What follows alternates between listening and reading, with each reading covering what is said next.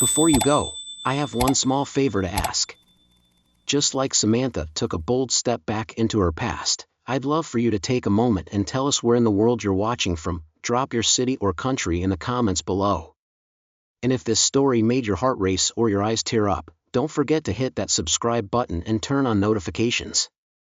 We've got another twist-filled episode dropping tomorrow, and trust me, you won't want to miss what happens next. See you in the next story. A runaway heiress fell into a stranger's yard. What he did next shocked her. After 5 long years of living a quiet, simple life in Seattle, Samantha Blake never imagined she'd set foot in Savannah, Georgia again. But here she was, standing just outside the glass doors of the airport, her suitcase in one hand, her heart heavy in her chest. The moment she stepped into that thick, humid air, memories came rushing back faster than she was ready for. This wasn't just a visit.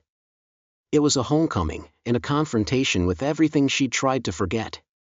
Samantha wasn't just anyone. She was the only daughter of Charles Blake, the powerful and well-known real estate tycoon who owned one of the largest estates in the region. But when her mother died suddenly of cancer and her father remarried a much younger woman named Celeste, everything changed. Samantha was only 21 back then, and grief-stricken. Her new stepmother made life unbearable, and her father, lost in his own sorrow, failed to notice. So she ran, left the mansion, the money, and everything tied to the Blake name, and started over on the West Coast. Now at 26, she was no longer that scared girl. She'd built a life, found a job she loved, and finally found peace, until the phone rang last week. Samantha, said a familiar voice. It was Fern, the family housekeeper who had worked for them for over 2 decades. Her voice trembled as she spoke. It's your father. He's sick. Really sick. And I think something's wrong. Samantha didn't ask for details. She didn't hesitate. She booked the first flight back to Savannah and now stood at the gates of the past, unsure of what she was walking into. As her ride pulled up, the driver gave her a polite nod and opened the door. The familiar streets flew by in a blur of Spanish moss and southern charm, but Samantha couldn't stop the dread building in her chest. When the car finally pulled up to the grand white column estate she used to call home, Samantha froze for just a second. It was exactly the same: immaculate gardens, ivy-covered balconies, and that same heavy silence hanging in the air. But it didn't feel like home anymore. Not yet. Fern greeted her at the door with teary eyes and a hug that felt warmer than the Georgia sun. You came, she whispered, holding her tight. I was afraid you wouldn't. I couldn't stay away, Samantha replied, blinking back tears. Where is he? In his room. But maybe you should rest first, Fern said gently. You'll need your strength. Especially with Celeste still in the house. Samantha looked up the staircase she used to run down as a child, now shadowed by years of silence. I'll see him, she whispered. But you're right. I need to breathe first. She took a slow step inside. The mansion hadn't changed, but she had. And this time, she wasn't going to run. The morning sun poured through the large bay windows of Samantha's old bedroom, casting soft golden rays across the floral curtains her mother once picked out. She hadn't planned to wake up so early, but sleep had been impossible. Her mind was racing, with memories, with worry, and with a quiet, growing suspicion she couldn't shake off. After changing into a simple sundress and tying her hair into a loose bun, Samantha stepped out into the estate's garden, where the dew still clung to the roses her mother used to care for. She reached out and gently brushed her fingers against a bloom. I'm back, Mom, she whispered. I'll take care of him now. I promise. The garden was one of the few places in the mansion that still felt like hers. But that peace didn't last long. From the second-floor balcony, unseen by Samantha, a pair of sharp eyes watched her every move. Celeste Blake, still poised in her satin robe and flawless makeup at 7 a.m., stood silently, lips curled into a sneer. She turned to one of the housemaids standing behind her. Bring Duke to the garden, she ordered coldly. Ma'am, but Miss Samantha is out there, the maid stammered. I said what I said, Celeste snapped. Let the dog get some sun. A few minutes later, Samantha was crouching by the fountain, pulling a few weeds, when she heard it, a low, guttural growl. She froze. Then came the bark. Deep, loud, and angry. She turned slowly. A massive Rottweiler stood at the edge of the pathway, staring her down, ears pinned, teeth bared. Easy, she whispered, raising both hands. I'm not here to hurt anyone. The dog growled louder, stepping closer. Samantha's heart pounded in her chest. She slowly backed away, inch by inch, until she reached the edge of the garden fence. The dog lunged. Panicked, she turned and scrambled up the old wooden fence dividing the Blake estate from the neighboring property. Her dress caught on a nail, tearing loudly as she hauled herself over, barely escaping the snapping jaws below. She landed hard on the other side, grass-stained and breathless. Before she could catch her breath, a deep voice startled her. "What the hell are you doing in my backyard?" Samantha's eyes shot up. A man stood there, tall, broad-shouldered, with dark hair tousled by the morning breeze. He wore sweatpants, no shirt, and held a steaming coffee mug. His expression was confused, then surprised. "It's you," Samantha breathed. The man narrowed his eyes. "Wait. You're Charles Blake's daughter. The one who disappeared." Samantha scrambled to cover the tear in her dress, her cheeks flushing. "Long story," she muttered. "Yeah," he said, raising an eyebrow. "I bet." He extended a hand. "I'm Jake. Jake Carter. Your neighbor, apparently." She hesitated, then took it. Samantha didn't know it yet, but this accidental meeting would change everything. Especially once she found out Jake wasn't just a neighbor, but someone with secrets of his own. Samantha stood awkwardly in Jake's backyard, the morning sun warming her skin while her heart refused to calm down. She wrapped Jake's hoodie tightly around herself, thankful he'd handed it over without question. "You didn't have to help," she muttered, cheeks still burning with embarrassment. Jake gave her a quick sideways glance. "What kind of neighbor would I be if I didn't rescue a girl fleeing from a killer dog in torn clothes?" "That dog belongs to my stepmother," Samantha said bitterly. "Figures she'd unleash it right after I got back." Jake's smirk faded. "Your stepmother, Celeste Blake?" "Unfortunately." Jake paused, sipping his coffee slowly, his gaze now heavier. "Samantha, you should be careful around her." She narrowed her eyes. "Why do you say that?" He hesitated before speaking again. "Let's just say, Celeste isn't exactly the grieving wife she pretends to be." Samantha's heart skipped. "What do you mean?" Jake took a deep breath. 3 weeks ago, I saw a man in a lab coat visit your house. He never parked out front, always came through the back entrance, late at night. And Celeste made sure no one else was around when he did." She felt her blood run cold. "My father's doctor?" Jake nodded slowly. "Maybe.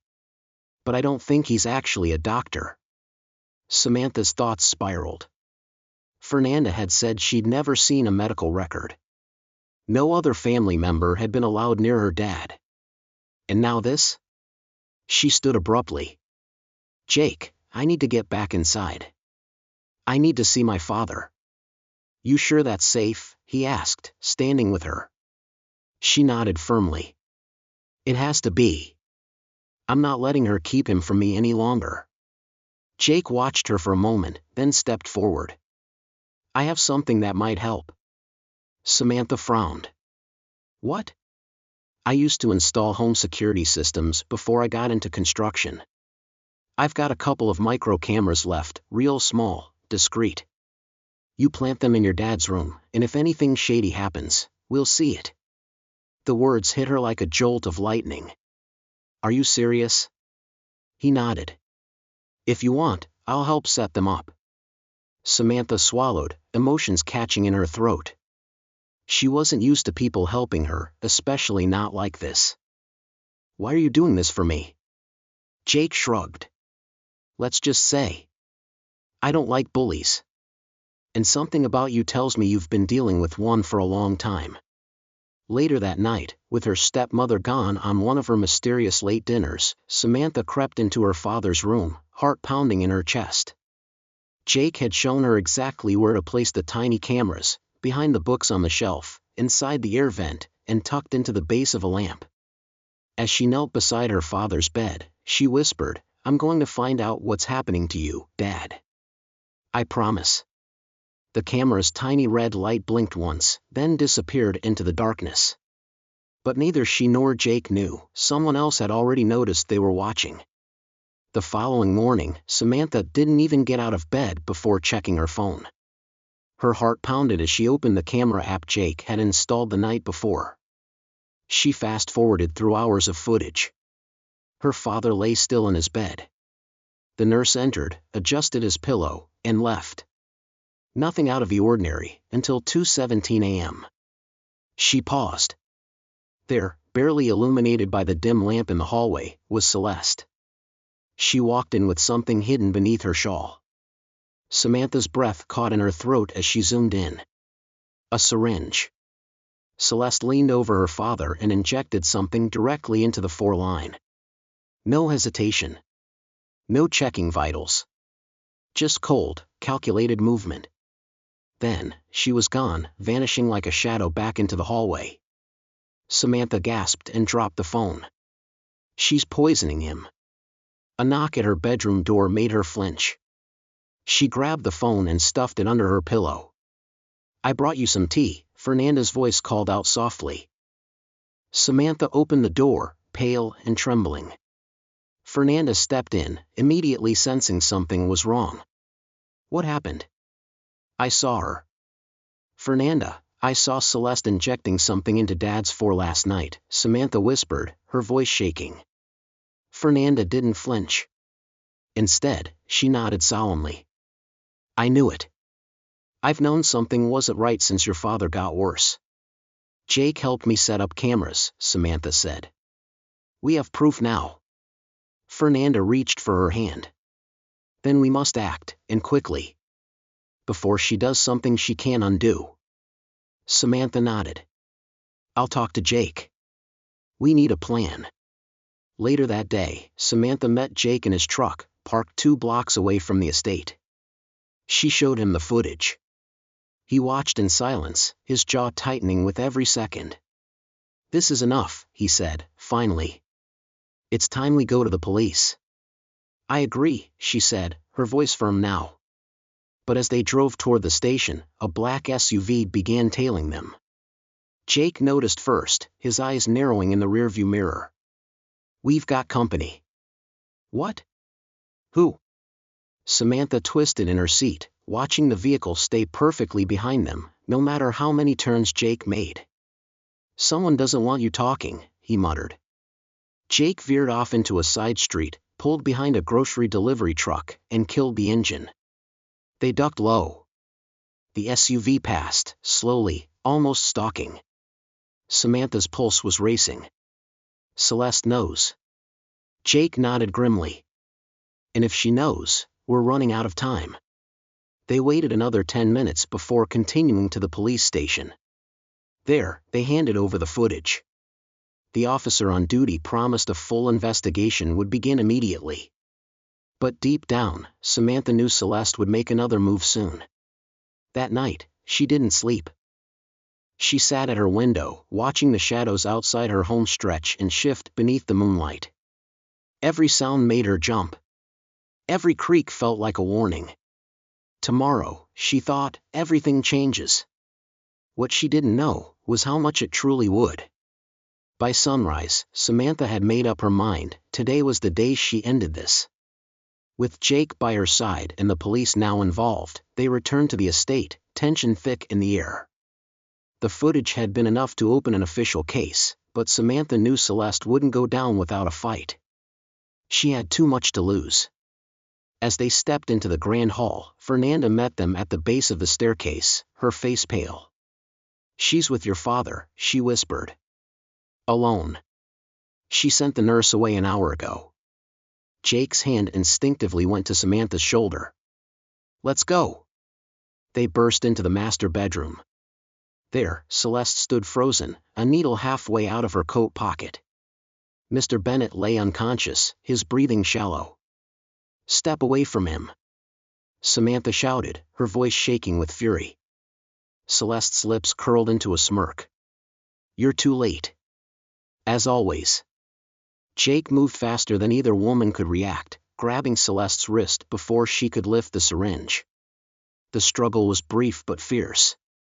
Furniture toppled. Samantha grabbed a pillow to protect her father from the commotion. Finally, Jake twisted the syringe from Celeste's hand and flung it across the room. The police, alerted by Fernanda moments earlier, rushed in and handcuffed Celeste. As they dragged her away, she hissed, "You'll regret this. You were never supposed to come back, Samantha." But Samantha didn't flinch. She stood tall, watching her stepmother disappear behind the swinging front doors. A wave of exhaustion hit her, but it was mixed with relief. "Is he going to be okay?" she asked one of the officers. "He's weak, but he'll live," the paramedic replied. "You got here just in time." Samantha walked over to the edge of her father's bed and gently took his hand. "You're safe now, Dad," she whispered, her voice breaking. "No more secrets. No more lies." Jake stood by the door, giving her space but never taking his eyes off her. When she looked up at him, something unspoken passed between them, a bond forged through chaos, built on trust. 2 weeks later, the estate looked different. Brighter. Warmer. Mr. Bennet, though still recovering, was stronger, alert, and smiling for the first time in months. The toxic shadow that once loomed over their family was gone. On the back patio, Samantha sat beside Jake, watching the sun set over the hills. She leaned into him, her head resting on his shoulder. "Never thought I'd find peace here," she murmured. Jake smiled, his arm wrapping around her. "Funny how things work out." They sat in silence for a while before Samantha whispered, "Do you think we really got a second chance?" Jake looked at her, then toward the house, then back. "No," he said. "I think you earned it." And just like that, the storm passed. Samantha had returned to face her past, but in doing so, she found her future. What a roller coaster, right? From Samantha's return to Brazil, to the shocking truth about her stepmother, and that intense final confrontation, this story had it all: betrayal, love, secrets, and second chances. Now we'd love to hear from you. What was your favorite moment in this story? Was it when Samantha stood up to Celeste? Or when Jake revealed his true identity and protected her like a true hero? Maybe you were rooting for that sweet reunion between Samantha and her father. Whatever touched your heart, we want to know. Drop a comment below and tell us where in the world you're watching from. Are you tuning in from the Philippines, Brazil, the US, or somewhere else? Your voice matters, and we read every single comment. And don't forget, if this story left you wanting more, hit that subscribe button and turn on the notification bell so you never miss the next jaw-dropping episode. Tomorrow's story is just as wild, emotional, and full of twists you won't see coming. Thanks for watching, and remember, sometimes, the most powerful stories come from the most unexpected places. Let's keep the conversation going below.